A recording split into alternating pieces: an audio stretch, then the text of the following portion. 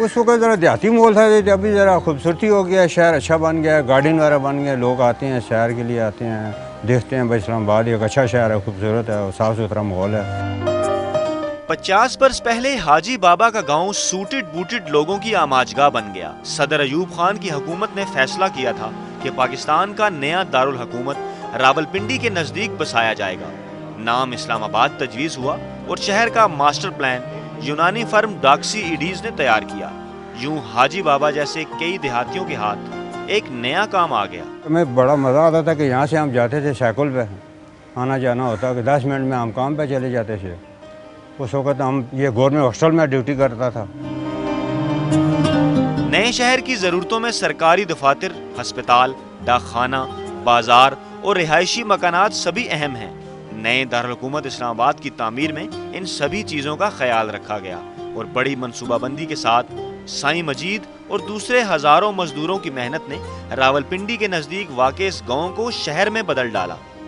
Secretariat میں کام کیا ہے، کنکریٹ ڈال رہی تھی، یہ 4 بلاک جو اوپر والے بنے ہیں نا، ان میں نے کام کیا ہے، ٹھیک ہے، پورا نیچے سے لے کے آخر تک کنکریٹ کا کیا ہے۔ اسلام آباد کی تعمیر میں بین الاقوامی شہرت یافتہ فرم کی زیر نگرانی ماہر کاریگروں نے حصہ لیا۔ وفاقی دارالحکومت کی پرشکو عمارتوں میں جہاں مقامی مزدوروں کا پسینہ شامل ہے، وہیں سابق دارالحکومت کراچی سے آنے والے ماہرین نے شہر کی تعمیر میں بھرپور حصہ لیا۔ جتنے کاریگر آئے ہوگا ٹائلیں لگانے والے، یہ دوسرا جتنا سیکریٹریٹ میں کام ہوا ہے، یہ سب کراچی سے ہیں یہاں کاریگر۔ یہاں کاریگر سو کو تو ایسا نہیں ملتا تھا سوائے مزدور کے۔ شہر اسلام آباد کی سرکاری عمارتوں میں پاک سیکریٹریٹ، پارلیمنٹ ہاؤس، ایوان صدر، وزیر اعظم ہاؤس اور فارن آفس شاندار فن تعمیر کا نمونہ ہے۔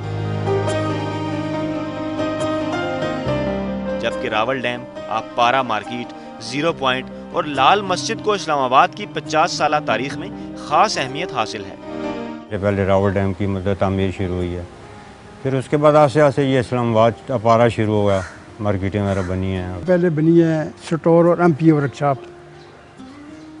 ٹھیک ہے، اس سے بعد یہ اپارے والے کوارٹر بنے ہیں۔ مارگلہ کی پہاڑیوں سے اسلام آباد کا نظارہ کیا جائے تو شہر گود میں بیٹھے کسی بچے کی مانند نظر آتا ہے۔